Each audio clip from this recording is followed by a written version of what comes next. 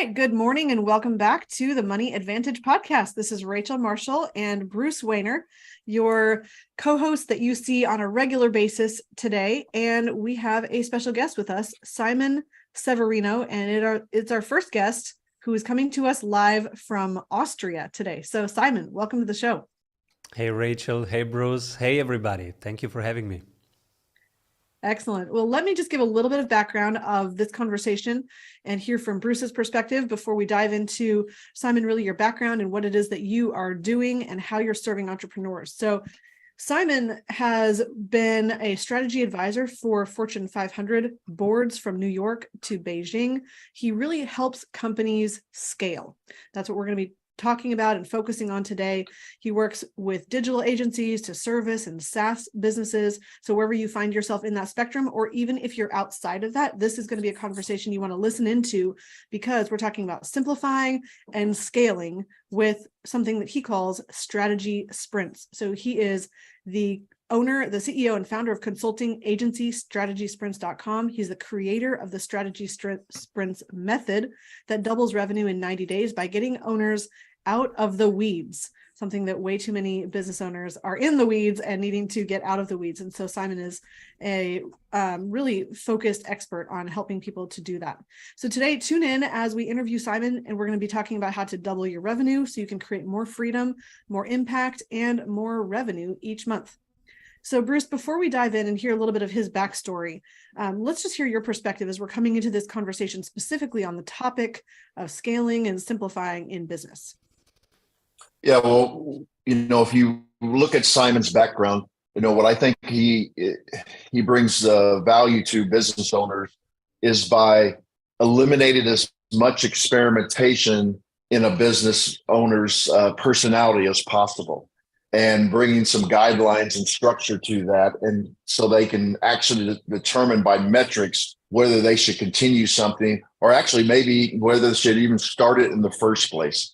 And that's a tremendous time saver, but it also saves a lot of monetary suffering in the process. Although I always say, as many of our listeners have said, is it's all right to make mistakes in business, because as long as you learn from your mistakes. It's kind of a cheap MBA program when you make mistakes in business. So I'm looking forward to listening to Simon. I've looked at his background, and I think we're going to have a really good conversation. Excellent. Well, Simon, thank you again for joining us today on this podcast in the U.S. for our mostly U.S. audience. We do have listeners around the world as well. But can you tell us just how you came into this space of helping businesses to grow, simplify, and scale and double their revenue? How did you get to that position of helping other businesses do that? 21 years ago, I did fall in love with the go-to-market question, because when I was a strategy advisor in a global advisory, and whenever they asked about something, they were most passionate about market strategy. So if we would have a strategy, let's say I'm sitting with the BMW team, and we are thinking about how to improve the product or the market penetration of a product against their number one competitor. And I would say, hey guys, we are not hitting something here. We need 3 days more. Would you stay until Monday? They would say, no problem, Simon. Let's just expand here the stay at the hotel. Three more days, no problem, because this is so important. If we don't have a market penetration plan and an execution plan, we don't need to fly back to our people, because we have nothing to break down, nothing to roll out. And that was the moment when I realized, wow, this is so relevant for them, it's so vital. I want to be doing this every day. Forget everything else that I am asked to do for clients. This will be my thing.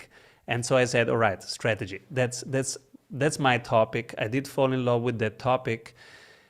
And then I was frustrated for years, because some projects would stall, some others were delayed, some others were just not moving forward or wasting even time and money. And so one frustration after the other, I tried to improve, because I didn't want to waste my time or their time. And so many iterations later, technology evolved with us over the last 21 years.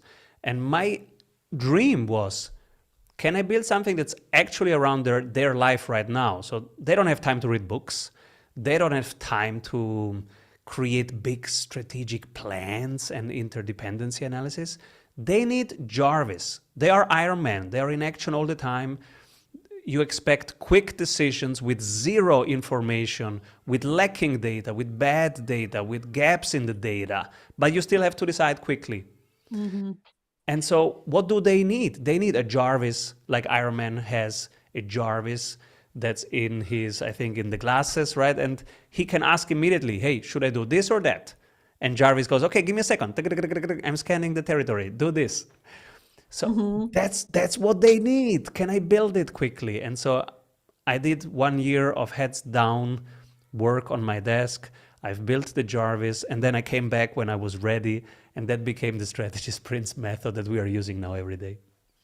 That's excellent. So who is it that you're working with? You mentioned SaaS companies, service companies, digital marketing agencies or digital agencies. Who do you work with? And then how does that apply to somebody who might be in a different industry or different niche altogether? We focus on the B2B sales problems. So the length of the sales cycle, the complexity of the sales cycle. And that's why our method is really for the high ticket B2B offers. That is consulting agencies, marketing agencies, PR agencies, recruiting agencies, financial advisors, attorneys, everybody who has a high ticket offer and just needs just a few big deals, a few good clients per quarter, and wants to better understand them and to go into the psychology of each stage of the B2B sales cycle. And we can go through all the 9 stages. We think of the sales process as being 9 stages, and we take them really seriously and go deep in there and coach our clients on those details. They send us their sales recordings, and we go through all those details with a love for the psychology behind each step. Okay. So with the length, you said, and the cost of that cycle specifically in high ticket B2B sales. Okay. So if we have somebody who's listening right now, and I'm not sure, it's showing me that we have no one live. I'm not sure that that's probably. No, I'm actually communicating with some people right now. I think it's my technology glitch. So I'm going to relog in and out of that. So Bruce, if you see any specific questions that you want to bring up, you can do that as well. I'm going to just ask a question. You are in business right now. What is your number one challenge around the idea of scaling and growth? What is your number one challenge? And what specific question do you have for Simon that could help you address that one challenge for scaling and growth? So you said there's 9 stages of that process, specifically in the sales process of that B2B sales consultancy, correct? Correct. All right. So is that something you want to go into now, or can we? Sure. Okay. I can even show them quickly here. We call them the 9 stages. The first one is you have to visualize. If you don't visualize, you are not building rapport and bonding. They won't trust you. And what do I mean is documenting life. Like I'm talking to you right now, but I'm showing something, right? And so I'm closing the loop between what I say and what actually lands on the other side. So the next thing is you don't move forward from there before you don't have heard the body. So let's go into the second stage. Stage 2 is what's the frustration right now on a body level, not cognitive. So many people will talk to you and say, oh, infinite banking sounds great. Send me an offer. And in this case, you would say, no, Simon. First, you tell me what's the problem. So what frustrates you right now? Are you thinking that your money is debasing at 14% every year? Are you afraid that the FOMC meeting will not stop inflation? What's the problem actually? What's pissing you off? And before, so that's in the body, right? And then you would go to the point, oh, Simon has 3 kids and the Federal Reserve is incompetent in stopping anything from depreciating. So, okay, now we're talking, right? So you have the real emotion in the body of this father of 3. Now you move to the next step, not cognitively send me an offer. Yeah, send you an offer. If you send an offer too early, nothing will happen. We all know that, right? In B2B.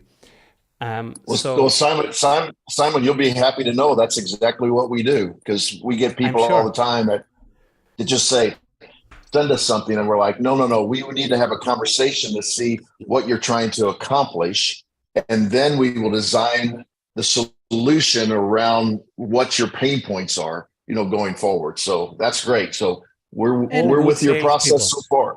Yes, all good salespeople follow this process.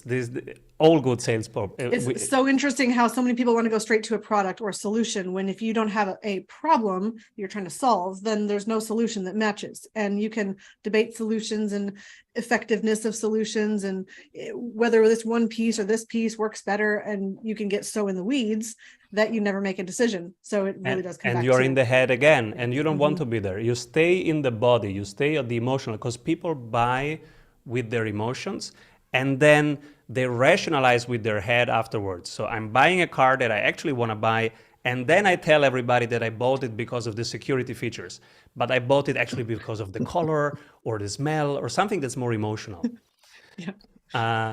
And so they buy emotionally. We have to take that into consideration. Then the next stage is you ask them, okay, how important is this from 1 to 10? So you want infinite banking? Okay. How important is it? Is it project number 127 on your list? Or is it like project number 2? Because, it's the university money of your kids that we're talking about here. So importance, and then pick your minimum. We say around 8 is the minimum. Otherwise, we don't offer them anything, because otherwise you will have a gap then in the delivery process. So for your team, you will be at a 10 and they will be at a 5, and then you have a mismatch in the delivery. You don't want that. So important. How important is it? Next stage is then the cost of inaction. What happens if you do nothing? This is something that I learned from Professor Christensen, who actually had a formula. And he said, most people think that if you do nothing, things stay the same. Like, what if you don't invest in assets? Oh, well, then I have the same amount of wealth. Wrong, minus 14%. Because that's the debasement of your money. Is when your money is not working, it's melting like an ice cube. So there is a formula. If you don't innovate your sales processes, your marketing processes, you are not making the same amount of money. There is entropy, and there is stuff breaking, and there is other people innovating while you are sleeping, and they are eating your lunch, they are taking your leads. So it's the cost of inaction is actually to visualize that if they do nothing, things do not stay the same, they go slightly down. So they have to innovate to keep it the same. That's the cost of inaction. Because if you don't have that, and the sales literature and the numbers, they talk clearly. The number one enemy of the sales is the status quo. I can just do nothing. So the hurdle to overcome is I want to actually change this. And then the smaller hurdle is, okay, I go with your product or with another product. But the bigger hurdle is I decide that I'm going to change this. That it's worth the effort. The effort to change this is a better ROI for me than just to keep things the same. And that's, you're either moving forward or you're moving backwards in anything. And so if you're not making positive change, you are absolutely losing what you could have gained. So yeah, I can stay with my status quo. I stay with my bank. It's fine. Like that's what their alternative in their head. And then we come to the budget. So many times people now send an offer or tell a price too early because you don't know their budget yet. You might want to explore the range. Do you have already a budget? And in the pain sequence, we have asked about money, we have asked about time, and we have asked about resources. So now we explore the range of a budget, and then there are techniques for letting them pick inside of the range. And now you can decide if they told you the price that they want to pay, you have zero resistance. So you could move on and take that. And then think in the back end, can I scale it down? Like I give them just pre-recorded things, but I take a lower price, but it's an easy sell. Or I have to go back one iteration into the last two stages to increase the strategic value. And then I can ask for a higher price. But now you have, as you see, you have many more possibilities. It's not just one product, one price. Mm-hmm. You are flexible and you are moving with them, because the best thing is that they control, they decide, they move forward, because then you have zero resistance. And that increases the win rate up to 80%, 90% from usually an average of around 30, 35% when we work with clients and do that. So that's the budget. And afterward, you know now enough. Now you have a round of concerns. Yeah, but what if it doesn't work for me? What if I buy it and it goes sideways? What if your product is great, but in my current situation, I'm understaffed? Or what if I don't understand the maths? What if I click something wrong? And then, I make mistakes. And even if I trust you, maybe I don't trust my competences and my skills. So it's a whole round of concerns. Are you familiar with Russell Brunson? I'm familiar with him. Yes. So the owner of ClickFunnels, and he talks about this as well. And he, I can't remember the words that he uses, but basically people have internal concerns. Like, I might not be able to do this. I might not be able to execute, but then there's also the external concerns. Like, this might not actually work for me. And so it's addressing both of those. I'm just reflecting on some of his books, Expert Secrets, Traffic Secrets. There's another one. The more great. Yes, the more concerns you can already rehearse to answer, the better. The typical ones are time, budget, team, resources, quality, risk. So do I have an exit options if it goes sideways? Will people look at me and say, I decided for something that doesn't work? So those are their typical concerns. Mm-hmm. And be prepared for that. Don't rehearse that in front of the client. Rehearse that with your team. That's why we do sales role plays in our team every Tuesday. And we go and we play those concerns and how we answer them, so that then you are very prepared and very natural, and you know the exact words that you will use. And you will stay relaxed and answer calmly, but with the right words and intonation. That's the concerns round. And after that, you can then move to decision. Do you have all decision makers? In a complex B2B sales situation, sometimes you have up to 4 decision makers. The executive buyer only cares about market shares. So does this thing help me increase market share? Then there is the user buyer. Does this adapt and expand? And if I scale, does it do the technical buyer? Will this be compatible with our current technical setup? And then there is the economic buyer. Can I shave off 10%? Can I show that I compared against 2 other offers? So, and in that order of importance, because you have to win the executive buyer first, then it's easy to go through the other 3. If you win just the economic buyer, it's almost impossible for him to really influence up. But it's easy for the executive team to influence down and say, yeah, I hear your technical concerns, but let's move on with this. So Rachel, before we go a little further, because I think this is a great roadmap for people. We do have a couple of questions, and ironically, I think there's some of our foreign listeners. I know one, Marco, because he listens all the time and always has questions after question. Yes.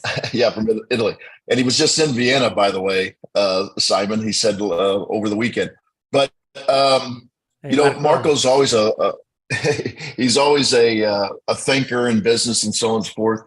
And, he's talking about things that may or may not be in your wheelhouse, but he's into the growth of the cannabis market. And he's wondering if these strategies can be used in that market, even though there's some legalization questions. And how would you put those kind of things that are limiting the cannabis market because of the legalization issues into the strategy part of it? I guess those would be concerns, I guess. Yeah, if we go back to the stages, this is a regulatory or a compliance issue. And we have this with all financial institutions, all financial advisors have need to take very seriously regulatory and compliance aspects. Also, the healthcare industry has, or also data. When you have private data of people, you have to take these things seriously. And so the same thing is for cannabis, because there are regulations in place. The good thing is, from a strategic selling perspective, it makes no difference because it's the same thing for your competitors. So in a market, the rule is the same for everybody. So yes, you need a strategic radar. You need something that tells you quickly when will regulation change. So and you need scenarios. So scenario A, it will be legalized when. So you say, okay, legalized by March 30. And then scenario B, it will be legalized, but 1 year later. Scenario C, it will not be legalized. And you have to prepare your strategy and pick the strategy that gives you the highest probability to work in all three scenarios. So your base case is you move along with something that works in three scenarios. And then when one becomes very clear, then you switch all in to the strategy for that scenario, hopefully slightly quicker than your competitors. So when you don't know regulatory aspects, you have to think in scenarios. I hope this helps. That's great. No, I think it does. And then the next one, Fritz too, who I haven't seen on the show before. So welcome, Fritz. So we welcome your question. And this is a little bit different because he's asking more about the infinite banking, which we concentrate on. And he says, how can we implement this? Well, I think simply what we do with the infinite banking, it's a storage of money so that we can actually use that to implement the strategies that you're talking about. So the capital that might be involved in that situation. It also kind of helps mitigate the risk because you're actually getting a return in two places. So Fritz, let's say you do take a loan against your capital that you've accumulated and you go into the strategy and that particular strategy doesn't go as well as you might think it does. Well, yes, you have a loan against your capital, but your capital is still increasing. So it's a nice way to actually be able to do and mitigate your risk with any strategy that you're putting together with your business. So that's great. Simon, why don't you go ahead with the next steps and we'll go from there. Yeah, we are almost done because when you have done those things up until here, the rest, it will fall like dominoes. It will fall from itself because now it's okay. We have also all decision makers and we know what the value proposition is for each of them. Executive buyer, how does this help me increase market share or profitability overall? Technical buyer, user buyer, economic buyer. And then if we have that, then we just move on. Okay, when would be a great starting date? Because this is important for the onboarding sequence. And then we prepare to send a statement of work, which is just what we have agreed before in the 9 steps. And now we have just sent it in written. But we don't just send it. We schedule a review meeting of at least 15 minutes and we walk them through it.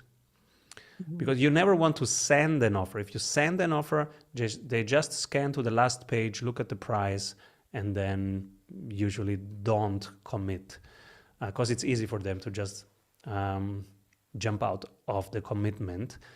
You walk them through the offer in a call because there is another round of concerns that you will have to go through in that moment before they sign the deal. And then you make it easy to sign, like using something like a PandaDoc or, a DocSign, DocuSign, something we use frictionless.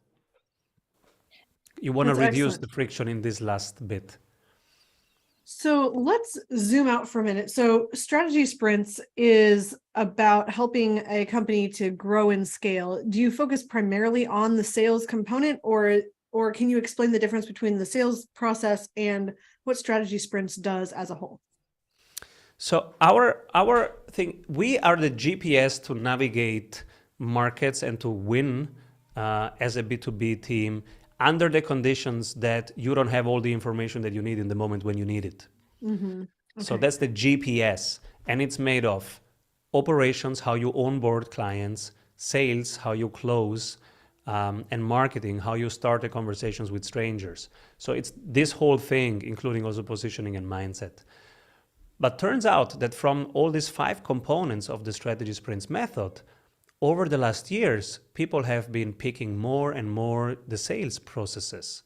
So there is a shift, and you are probably experiencing it also, that maybe 3 years ago it was easy to generate cash flow, and money was cheap, and it was flowing around. The liquidity was high in the general society, in general economy was full of liquidity and growth.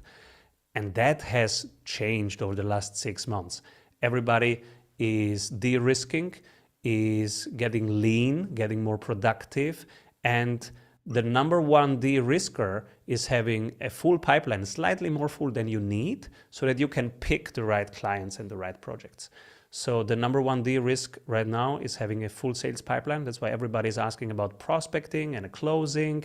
And Simon, how can I use social media to do lead gen? What else can I do to do lead gen? Cold lead gen, warm lead gen? What should I do? Should I spend on lead gen or not? So everybody's asking the sales questions more and more. All professional services, 3 years ago, they would rely on referrals. And right now they say, no, I have to be very active. I have to have a proactive market approach. That's excellent. And that makes a lot of sense as well, because as you're growing as a business, I mean, the marketing strategy is for the purpose of bringing in clients to the sales process. I think it used to be, you would think, well, I'm just expanding my reach, and ultimately that organic traffic is going to build into something, but you really need to have a clean and clear process for obtaining a prospect and then converting them into a client.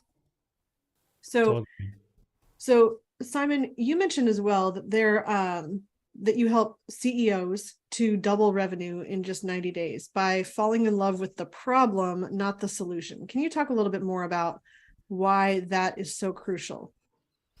Yes. Technological innovation is so fast.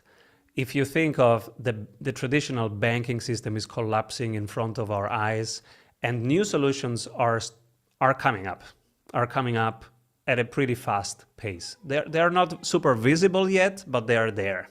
Every day people are working on it. You're talking about AI, for instance, right? New solutions. Yeah, well, there's new solution. More of the There's new modern solutions. finance. More of blockchain. There's new solution in banking. Yeah, more modern banking, like blockchain, stuff that works on your phone, that you own, where you have the key to, these kind of things. Because traditional finance, it's like you're sending money with a donkey to your grandma and she's in another city, right? It takes weeks until it's completely happening. And so there are much faster transactions with closer finality, with real-time finality. And those things are happening. So whatever your offer is, if you fall in love with the solution, there will be a much better solution soon. Technical solutions always innovate. So let's say I am helping people who have 3 kids, like me, to have more time, because their problem is time crunch. Mm-hmm. Now, if I fall in love with my solution, that may be a calendar for dads, then soon it will be substituted, because there will be a digital calendar and then a calendar that you just talk to and it appears, right? So the technological solution would wipe me off, will substitute me quickly in months. That's why I have to stay with the problem. I have to fall in love with the problem. What's the problem of dads? They're in a time crunch. Okay, I stay with the problem and I will innovate on the solution all the time. I will change products, I will change offers, I will change pricing, I will change marketing channels all the time, but I will always stick to the problem. Mm-hmm. If I do that, I will stay relevant also in 10 years, because the problem of frictionless payment system will always be there. The problem of dads are in a time crunch will always be there. But the technical solutions, they will change at a rapid pace. Absolutely makes sense. Absolutely. And it is so fascinating to recognize that your solution might be your baby, might be the thing that you put all your time and attention into. But if at the same time, if that's not going to change and scale with the way that technology is changing, you'll be left behind. And Bruce, I keep thinking back to the Kodak example that you bring up all the time. I mean, if Kodak had stayed with the problem of maintaining imagery in a way that you can look back and remember, then they might have stayed relevant. But instead, they were so connected with film and cameras that you had to process and develop film. And so they did not continue to innovate. Exactly. So I have another question from Fritz. I guess he maybe looked up your 90-day, and he says, does your company guarantee any good sales strategies in a market downturn, which I think you addressed? And he's also talking about, what if earnings are dropping for companies because of low sales? What would you focus on in your strategy if they're dropping because of low sales? Excuse me. Great question. So low sales, and we're having this right now in the community. So sales are dropping for everybody, even Salesforce and HubSpot and all the pros are, and even Amazon is dropping in sales. Amazon. So everybody has this issue right now. And so what's the number one thing to do? The answer is pipeline review meetings.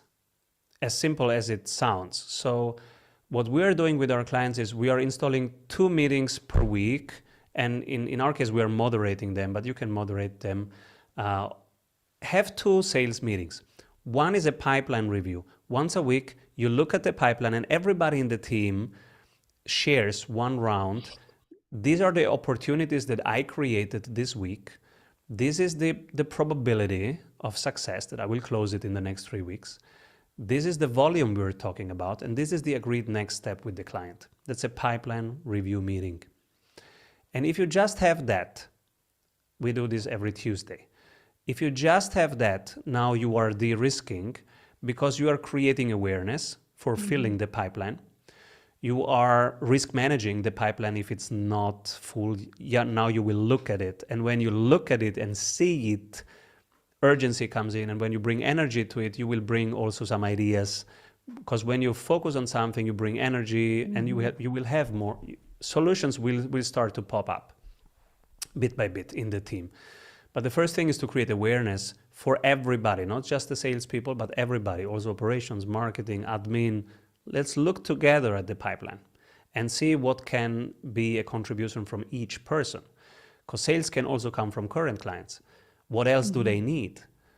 Hey guys, who else needs this? So this is something in the pipeline meeting we go to also through current clients and say, what else do they need? And who else do they know that needs this? And when is the right moment to ask them? And the operations people know when is the right moment. No, not this week, they are marrying, but next week, when we unlock that feature, when they see that they've just saved 30% via our services, that will be a nice moment to ask. So that's the pipeline review meeting. The other one is the deal review meeting. This is when you go into single current deals. So you are working on closing a deal maybe in 2 weeks, and now you do the deal review. You come in and say, guys, this is my plan, this is my sales material, this is where I am in the 9 stages. Give me work critic, criticize me, or even play it with me. Play the client, be nasty, ask me a ton of, give me concerns, but but what about this and what about that? And does it work? So play different scenarios in a role play. And it's not just that you're learning a lot because you are preparing for different angles, but it's also energizing. We do this once a week, and in that meeting, I always end the meeting by saying, wow, I want to go sell something now. Let's stop talking about it. Let's stop playing it. Let me go out there, sell stuff, because we are so energized. When you play it, you're super motivated. It's like 3 coffees. That's great. And and good question, Fritz. And thank you for just acknowledging the problem that seems to be relevant across everyone right now. And there's greater economic factors like inflation and the monetary supply and interest rates. I mean, there's just so many factors that are playing into all of that right now. And so you are saying, hey, let's focus on what we can control. Let's not focus on macroeconomic situations and just say, well, this is just how it's going to be. How can we improve? How can we get better? How can we serve more effectively? So you also, there's so much interesting stuff that we could cover, and we're about to wrap here. Let me actually ask you, before we do come to a full close, you have a business called Strategy Sprints. You also have a podcast. You also have a book out. Can you just talk about the lay of what you offer to clients and how they can find you? Yeah. Yes, I do have a YouTube channel. It's called Simon Severino, where I share one monologue a week about my own mistakes in sales and what I've learned that week in managing my own pipeline and my own marketing and filling the pipeline and closing the pipeline, because I'm constantly learning new things as we evolve. And so that channel is called Simon Severino. And yeah, we do one-on-one coaching about these things. We get their sales recording, and for 90 days, we immerse totally in the world of the team. So the sprint team on the other side is 1 person from operations, 1 from marketing, 1 from sales, and the owner of the company. That's the sprint team. And we coach them for 90 days. We are the Jarvis and they are Iron Man. So they have 24/7 access to us. That's why we take a limited amount of clients per month, because we want to be there 24/7 for them, because we want to implement all these sales systems, marketing systems, client onboarding systems, and also to train with them that they are ready to use them also after the 90 days, so that we have ingrained those habits and they stick with them, because after 90 days, our job is done, but the systems keep on giving for them. Mm-hmm. And if people want to explore our tools, they can download many of our tools for free. They're open source at strategysprints.com. And if they want to explore, hey, maybe a sprint coach is something helpful for me, they can go to strategysprints.com, click to jump on a call with us, and we can find out if that's helpful. That's excellent. And talk about your book as well. So you have a book called Strategy Sprints, correct? Yes, Strategy Sprints. Where is it? It's here. Yes. It's out there on Amazon right now. It's getting translated into Chinese as we speak. And that it's a cookbook for digital businesses in the B2B space, because it's tough. It's so many moving parts. So in the book, I go literally, hey, chapter 1, marketing. This is how you do marketing. Checklist, process. And then chapter 2, this is how you do sales. Chapter 3, this is how you onboard clients. Up to chapter 12 and 13, the hiring chapters, because for scaling, now you need to write down the processes, write down how you do stuff, and hand it over. So you solve a problem, you write it down, you hand it over, you move on to the next bigger problem. You write it down, you hand it over, you move on to the next bigger problem. This is how you scale a company. And in the book, I share my own processes and checklists that I've used to scale my agency. That's excellent. Well, Bruce, did you have any closing questions before we wrap up here? No, I've had different business coaches in, my career. And I don't know, have you ever heard of Dan Sullivan with Strategic Coach out of Toronto, Canada? Sure. And, in part of your process is one of the things that Dan talks about all the time is to actually ask what he calls the R factor question, which stands for relationship.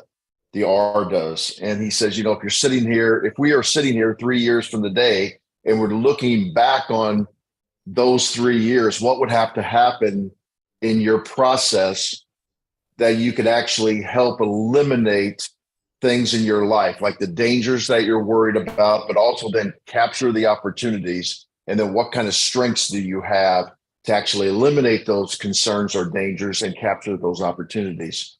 And when I look at your roadmap, when you start with concerns, that's a really, really congruent to what Dan has been talking about since the late 70s.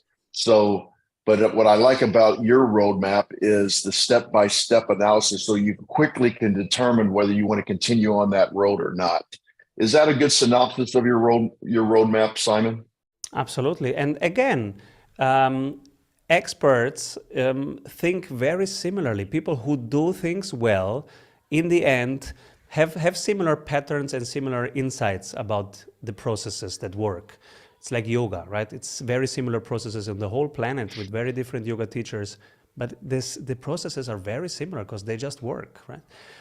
And yes, what I focus on is the real-time aspect, because nowadays we are 2023, the pressure on people is immense. The game is, can I stay liquid? Can I stay solvent? Do I have the minimum cash flow? It's not about maximizing the revenues. It's about really what's the minimum profit that I need to pay rents this week. If my bank goes belly up and if my credit line is in danger, what's the minimum liquidity that I have to ensure? And the minimum liquidity comes from the pipeline. That's why I'm all about this, like Rachel said, about what are the controllables. The controllables are daily habit, weekly habit, monthly habit, and they are around time management and pipeline management. That's absolutely true. And it's just fascinating to realize that all of the successful people in sales are not the push you over, make you purchase something. I mean, I don't even know what era that did work in, but it seems like people would have this negative connotation of sales, and it's just not that environment at all. That doesn't work. It's not successful.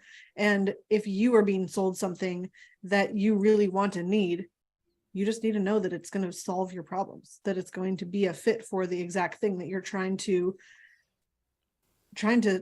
do and accomplish in your life that you're unable to do. And so thank you just for being really, I don't know the word I'm looking for, but genuine about that. And I think that good people who want to purchase good things and have good happen in their life are looking for people to solve their problems in a way that makes them more whole. So thank you just for being a huge part of making that happen.